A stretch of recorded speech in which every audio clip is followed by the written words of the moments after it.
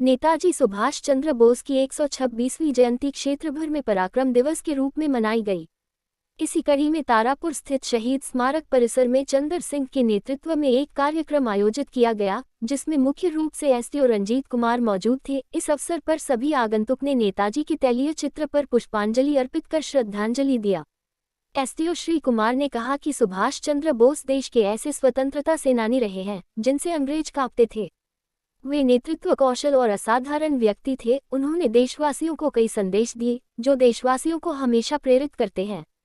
चंदर सिंह राकेश ने कहा कि जब आज़ाद हिंद फौज बनाने की बात हुई थी और उसमें ट्रेनिंग होनी थी तो तारापुर के कई लोग नागालैंड जाकर उनसे ट्रेनिंग लिया था। आज़ादी की लड़ाई में तारापुर के भी लोगों ने आज़ाद हिंद फौज में रहकर हमारे पुरखों ने आज़ादी की लड़ाई लड़ी थी। उनका नारा तुम मुझे खून दो मैं तुम्हें आज़ादी दूंगा, यह एक अमर नारा साबित हुआ। कहा जाता है कि आज़ादी की लड़ाई में अगर नेताजी द्वारा आज़ाद हिंद फौज की सेना गठन कर सीधे अंग्रेजों से युद्ध नहीं की होती तो शायद हम लोगों के लिए आज़ादी मुश्किल होती। मौके पर बीडीओ संजय कुमार, नगर पंचायत कार्यपालक पदाधिकारी प्रथमा पुष्पांकर, लोजपा के राष्ट्रीय सचिव मिथिलेश कुमार सिंह, विधिक संघ के पूर्व अध्यक्ष हरे कृष्ण वर्मा, वेदानंद झा, चंद्रशेखर चौधरी, प्रभाष चौबे, राजद के प्रखंड अध्यक्ष रफीउ जमा, जगत नारायण सिंह, आनंदी पंडित, शिव कुमार सिंह, अर्जुन प्रसाद सिंह ने भी नेताजी की जीवनी पर प्रकाश डाला।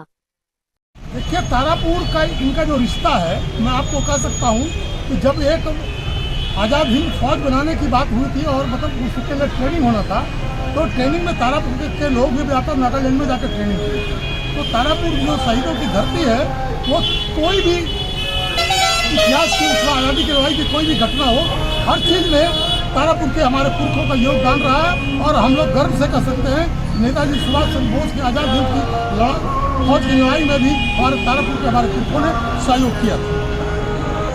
देश की आज़ादी में आप जानिए, वैसे तो हम लोग कहते हैं बापू के बारे में, दे दिए मैं आज़ादी बिना खड़ग बिना ढाल, साबरमती के संग तुमने कर दिया कमाल।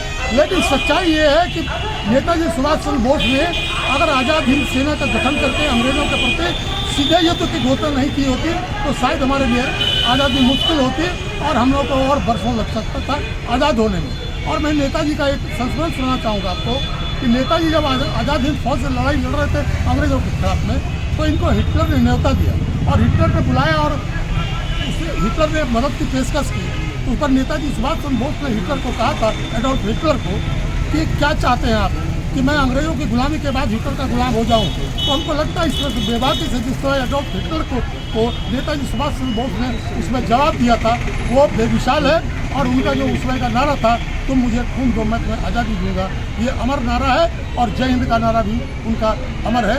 और विशेष और क्या कहा जाए, वो हमारे संस्कृति पुरुष कह सकते हैं, संस्कृति पुरुष थे। जैसे गांधी भी संस्कृति पुरुष थे, कोई अहिंसा के संस्कृति पुरुष थे, तो कोई सीधे युद्ध की लड़ाई के लिए संस्कृति पुरुष हमारे थे। तो ये हमारे संस्कृति पुरुष थे। हम आज उनके जन्म जयंती पर उन्हें कोटि कोटि नमन करते हैं और ये कृतज्ञ राष्ट्र उन्हें अपनी कृतज्ञता ज्ञापित कर रही है और उनके जन्म जयंती पर उन्हें सब कोई श्रद्धांजलि पुष्पांजलि अर्पित कर रहे हैं।